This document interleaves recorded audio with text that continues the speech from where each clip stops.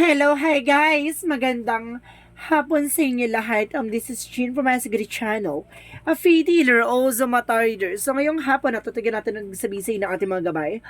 This is special gabay for the month of January 16 ng January 22 for the sign of Virgo. So Virgo, welcome to my channel. Ano kayang messages, advices, and spirit guides ang ating masasaga for today's video? Kanino naman kayang energy or kaganapan sa buhay ng mga Virgo signs ang ating mga hagilap? So guys, this reading is a general reading namang hindi lahat makaka-resonate. Kunin lamang pa makaka-relate sa inyo and comment down below kung kaninong energy ang ating nasagap. And of course, don't forget to like and subscribe my channel and hit notification bell for more videos update. And of course, maraming salamat po sa mga walang sawang pagsuporta sa aking channel, lalo na hindi nag-skip ng ads. Naway pagpalain kayo ng Diyos at may kapal, siksik digdig na gumapa ang biyayang manubalik sa inyo. And of course, umpisa na natin ang laban for the sign of Virgo. Angel Spirit Messages, give me an information, clarification, ano namang gustong sabihin ng ating mga gabay ay iaabot natin sa inyo. So, Angel Spirit, please give me an information po. Anong gusto sabihin sa inyo ng ating mga gabay for this sign of Virgo? So, there's a Ten of Pentacles. Wow! Victory is yours is a Ten of Pentacles represent a long-term success, a long-term investment, a long-term relationship. So, there's an information with the Ten of Pentacles. Kumaga may kasaganahan dito. So, let's see. There is an Eight of Swords in reverse. So, there's a freedom from toxicities, no? Nakalaya ka na sa toxicities, no? Ibig sabihin, nakaalis ka na sa mga negativities na ginagawa mo or napalibutan ka ng mga nega. Kumbaga, nakawala ka na. And because there is an Ace of Swords, so there's a mental clarity. And because the Ace of Swords is a breakthrough. Maaari nagtagumpay ka na sa mga bagay-bagay na pinangahawakan or kumbaga sa sitwasyon mo. And because there's a King of Swords, King of Swords represent, kumbaga, stop the pattern, no?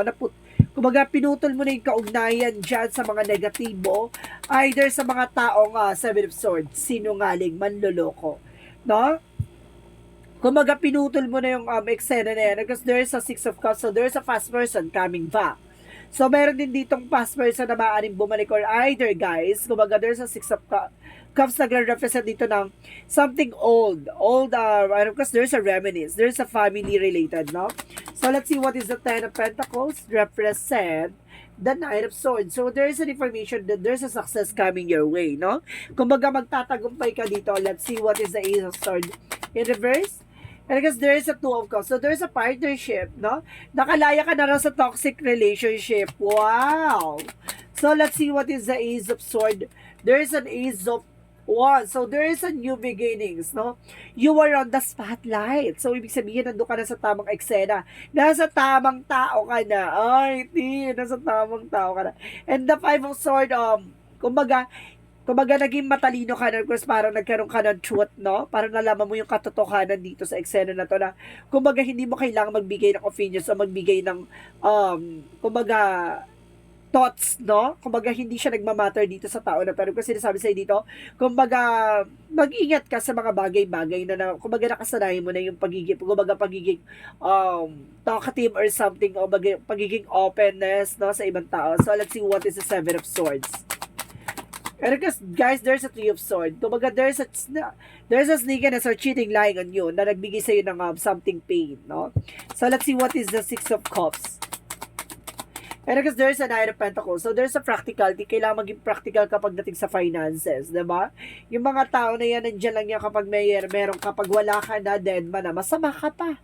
And of course, there's a Six of Pentacles. So, magtutuloy-tuloy na about sa finances for you. Wow! So, let's see what is the Ace of Swords and the Two of Cups. And of course, sinasabi ng Page of Wands. So, there's a good news. No? Maraming balita, maraming galaw or something, ideas or new plans na magaganap sa inyo with your partnership. So, let's see what is the Ace of Swords and the Ace of Wands. So, there's a full card. So, there's a process and progress. And leap of faith. So, ibig sabihin dito, guys, kumbaga, there's a new beginning coming into you, no? Kumbaga, ito na yung tamang timing for you. For both of you. So, let's see what is the King of Swords and the Five of Swords. So, there's a magician. So, guys, there's a power for manifestation. May mga bagay na unti-unti ka na mamamanifest, no? So, let's see what is the Seven of Swords and the Three of Swords. So, there's a Knight of Cups. So, yun nga, there's an apology, ano? Huwag ka na makikinig dito sa something apology or something sorry na tao na to. Kasi, kumbaga, ang ahas ay ahas, ang traidor ay traidor, ang sinungaling ay sinungaling. Tandaan mo yan. Ang kapatid ng sinungaling ay magnanakaw. Oy, huwag ka magpapalin lang. So, let's see what is the Six of Cups and the Nine of Pentacles. And of course, there's Page of Cups. Listen to your intuition. There's a gut feeling ka na, kumbaga may na-sense ka na mayroong, kumbaga susubok to ulit lumapit, something like that. Parang, may plano to sa akin or something. Kumbaga itong tao na to, kumbaga susubukan ko marupok pa ako or something. Kumbaga ganon, kumbaga sinusubukan or tinitest ka kung magpapauto ka ulit or magpapabudol ka. So let's see what is the outcome. Ang outcome is the Eight of Wands. So it's fast communication and fast movement. There's a travel either, no? And the Nine of Wands is a resilience. May mga bagay dito, kumbaga unti-unti ka na magtatagumpay. The Nine of Wands is a success driven. So, magtatagumpay ka dito malapit na. And of course, that Eight of Wands is a fast communication, fast movement, and new message, and of course, email, a lot of information dito na sinasabi na kailangan mo magtiyaga. Hindi mo kailangan magbunganga. Kailangan mo manahimik. So, let's see about naman sa career. Sa career naman, Angel Spirit Guide, so there's Two of Pentacles. Maging balanse ka at makikinig ka sa gut feelings and intuitions mo. About naman sa love life. So, pagdating sa love life, there is a Strength card. And because there is a Queen of Swords. Kumbaga nakikita nyo na, kumbaga there is some partnership, kumbaga there is some information. Like if you were a woman, there's a man to be. Kumbaga ito yung pinapangarap mo na taong makakasama mo for good. Kasi kumbaga may pangarap siya. It's not a typical pangarap. Kumbaga siya yung, kumbaga sasamahan kanya hanggang dulo. At sinasabi sa'yo dito, kumbaga itong tao na to ay talagang there's an information na matapang siyang ipaglalaban ka. And if you were a man na Virgo, itong tao na to, itong babae na to, kumbaga there's kumbaga opportunity na sinasabi sa iyo dito na kumbaga ibibigay niya yung bagay na alam niyang makakapagpasaya sa iyo. Yung bagay na kumbaga alam niya yung kumbaga magiging matapang siya sa iyo at of course magiging matapang ipaglaban ka. And of course para sinasabi dito, kumbaga meron kayong something attachment sa inyong dalawa. There's an attraction to each and everyone na parang, diba, parang ang bilis niyong amuyin yung isa't isa. About naman sa health, so there's a Hermit card. So there's a soul. Oh my God!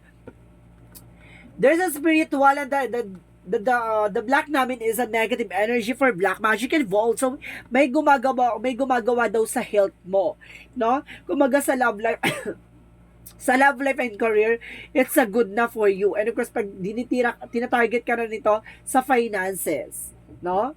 Ay sa health pala, sorry. Kumbaga it's a good for you, it's for finances and of course for relationship. Pero pagdating naman pagdating naman dito sa health, kumbaga binibigyan ka ng karamdaman dito, no? Or sinasabi sa'yo, be wise, no? And of course lakasan nyo ang pakiramdam nyo. So let's see what is additional messages for magical fairy messages. For magical fairy messages, guys, let's see. And of course, there is a walk away. So, kailangan mo nang tumalikod o kailangan mo nang umalis sa situation. Lalo na yung hindi mo nalalaman yun. Kumbaga, alam mo, hindi nagbe-benefit sa'yo or something. Kumbaga, hindi na nakakatulong sa'yo. So, let's see what is a Yin and Yang Oracle card. For Yin and Yang Oracle card, represent the Ace of Earth. So, there's a Taurus, Virgo, Capricorn na may kinalaman dito. At the same time, kumbaga malakas ang sense mo na parehas kayong Virgo, or parehas kayong Taurus, or parehas kayong, kumbaga, Virgo and Taurus. And of course, there is a, parehas kayong Virgo. And of course, some of you, baka Capricorn yung partner mo. And of course, there's a close of guarded. Kumbaga, kailangan mo magkaroon ng closure dito. Or something na kailangan mo nang tapusin or kailangan mo nang i-close yung chapter na nakaraan and there's a regret. No, kumbaga may mga panghihinay o pagsisisi na nangyayari dito kaya siya bumabalik. So let's see what is Archangel Raphael messages for you. So let's see what is Archangel Raphael messages for you. So, there's a meditation. Kailangan nyo mag-meditate, no? And there's an alternative medicine. So, kailangan nyo na, kailangan nyo na medicine na makakatulong sa inyo, no? Sa mga karamdaman nyo. So, let's see. Kumbaga, there's a spiritual and of course, there's a medication talagang kailangan nyong gawin. So, let's see what is the chakra. Kasi para nagkakaroon na ng epekto sa katawan nyo itong ginagawang black magic sa inyo. At the same time, let's see additional messages. And of course, there is a facade, no? May nagbabalat kayo, no? Mag-ingat. And of course, there is a victim. Maaring biktima ka talaga, no? Maaring biktima ka ng mga taong ingatera at mga taong hindi pa nakaka-move on. Yung mga taong, di ba? Mga mapanakit. And there's a you're on the right path. Nasa tamang direction ka. Napanood mo tong reading nito at talagang tumumpak sa'yo at talagang sinampal ka ng katotohanan, you're on the right path. And your inner guidance is real and trustworthy, no? Yung mga gabay mo daw, mapagkakatiwalaan mo naman daw yan. So, let's see what is the romance angels. Pagdating sa romance angels, angel spirit, God bless, give me information. And of course, there's a heart-to-heart conversation. So, some of you guys, no, kumbaga, magkakaroon dito ng something, kumbaga, connection or something na, kumbaga, pag-uusap, and there's a playfulness. So, kumbaga, haharap ka pa. My God, umig-ingit ka kung may love life ka na, huwag ka nang humarot, no? Tumigil ka na sa iisa lang para hindi ka masaktan ulit. And there's a balance. So, kailangan mo maging balance. And there's a courage, no? Kumbaga, kailangan mong maging matapang, no? Humarap sa mga bagay-bagay, lalo-lalo na sa mga kinakatakutan. And there's a blame. Wala ka ibang sisisihin kundi sarili mo. No, ikaw ay naglagay mo sa sitwasyon mo dyan, ikaw din makakagawa na para makaalis ka dyan. And there's a loneliness. Hindi ka nag-iisa, no? May karamay ka. And there's an acceptance. May mga bagay na kailangan mong tanggapin. May mga bagay na kailangan mo mag-proceed for another level to change everything. No, yung kailangan mo matutunan yung mga bagay-bagay at kailangan mong baguhin yung kasalukuyan sa nakaraan. And of course, there's a yoga. So, kailangan nyo na exercise, something stretching, and there's a music. Some of you may kinalaman ka for music, kumbaga there's a healing, no, nakakatulong sa'yo for relieve your stress. And there's a trust, no, magtiwala ka sa process and progress. So, let's see what is the Moontology. So, let's see what is the Moontology. Let's see what is the Moontology. So, there is expect the powerful change. No, may mga pagbabago dito na hindi mo ina-expect. And of course, parang, kumbaga, magugulat ka na lang. And of course, sinasabi dito, there's the end of the cycle approaches, no? Kumbaga, may mga bagay na matatapos na this time. And of course, there's a communication is the key. So, mayroon talagang conversation and communication na magaganap. And baka may harutang magaganap. Mag-ingat. There's a right passage. So, some of them, nakapasa na kayo sa hamon ng eksena na to. And there's a harvest time. So, this is the moment na parang, diba? Makukuha mo what you deserve. At the same time, there's a awakening. So, parang may something, inner calling sa'yo na kumagay na kailangan mo nang gumising sa katotohanan. Huwag ka magpapalinlang, huwag ka magpapabudol. Diba? Huwag kang marumpak. Sabi gano'n. So, let's see what is the energy. So, there is a door to the personal healing and happiness. Magkakaroon ka ng kagalingan dito at kaligayahan. Diba? So, let's see what is additional messages for Angel Spirit Guide. So, there's a breath of the cosmos. So, there's a my will, thy will, micromanaging the universe. Ibibigay sa'yo ni God kung para sa'yo talaga. Diba? So, let's see what is the Jesus loving quotes.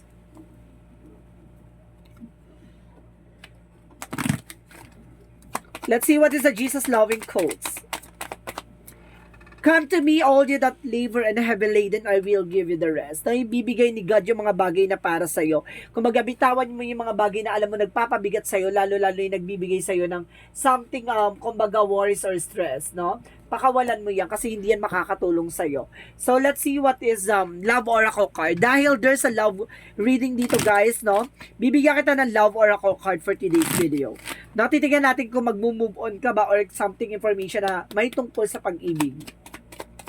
Ano yung pinaka-message sa'yo ng gabay dito? Healing heart. So, there is diba? Kumbaga nakawala ka na from toxic relationship. There's a freedom. And there's a soulmates na. Kumbaga may tao nakasama ka na. There's a soul connections. My God. And there's a boat. So, ibig sabihin dito, there's a closure issue. I told you. Diba? Dapat nang tapusin yung nakaraan. And because there is some love. O see, there's an unconditional love. Ang galing. Kumbaga, isa lang sinasabi ng barada, kailangan mo na mag-move on. So, let's see what is additional Archangel Raphael. There's an angel's answer, guys. Mag-isip ka na magiging question mo, okay? So, nandito na ang kasagutan. Okay, bilang ako, ha? 1, 2, 3. Angels answer. Give me an answer for the question. There's a big changes. So, may mga pagbabagong magaganap. Malaking pagbabago. And there's a compromise. So, may mga pinagkasundaan. May mga bagay na pinangako ka. Oh, ha? There's a perfect timing. So, ibig sabihin, may mga bagay na ilalahad na sa'yo dito. May mga bagay na ibibigay na sa'yo in the perfect timing. So, let's see. Angels number represent the 1-1. I am creative. So, angels are ready to full support, the fully support you in this endeavor so that you can co-create with the universe life you love. So, ibig sabihin dito, kung magkakaya mong gumawa ng mga bagay na alam mong makakabuti sa'yo, kapag alam mo yung mahal mo yung ginagawa mo, alam mo yung mga bagay na gusto mo makukuha mo at ginagabaya ka ng angel spirit. So, let's see what is the messages of life. Messages of life represent, what would we represent? Overcoming! Wow! Today in the Great of School of Life, I practice self-discovery. By acknowledging that my fears, anger, and ego separates me from my divinity, I allow the light to grow inside me. And this is the light gives me the power to reign over my inner kingdom. Today, I overcome all that separates me from the light that is my truest self. Ibig sabihin dito, kumbaga matutuklasan mo na ang magsisilbing liwanag sa'yo, or parang kumbaga makikilala mo na ang magpapatino at magbibigay sa'yo ng kaliwanagan sa lahat ng kaganapan sa buhay mo. No? Kumbaga hindi sa lahat ng oras iiyak ka, magdadrama ka, diba? Darating yung araw na pahalagan ka at mamahalin ka kung ano man ang meron ka. So this is a special gabay for the month of January 16 hanggang January 22 for the sign of Virgo. So Virgo, maraming salamat for your wonderful reading. So once again, this is Chin Rodriguez from my Instagram channel, a faith healer, also mata reader. And of course, this reading is a general reading lamang. Hindi lahat makaka-resonate. Kung lamang pa makaka-relate sa inyo, and comment down below kung kaninong energy ang ating nasagap. And of course, don't forget to like and subscribe my channel and hit the notification bell for more videos update. And of course, maraming salamat sa mga walang sawang pagsuporta sa aking channel. Lalo-lalo na hindi nag-skip ng ads, naway pagpalain kayo ng Diyos at may kapal-siksik diglig na gumapang biyayang manabalik sa inyo. And of course, maraming salamat po. And see you in the next video. Bye-bye and babush!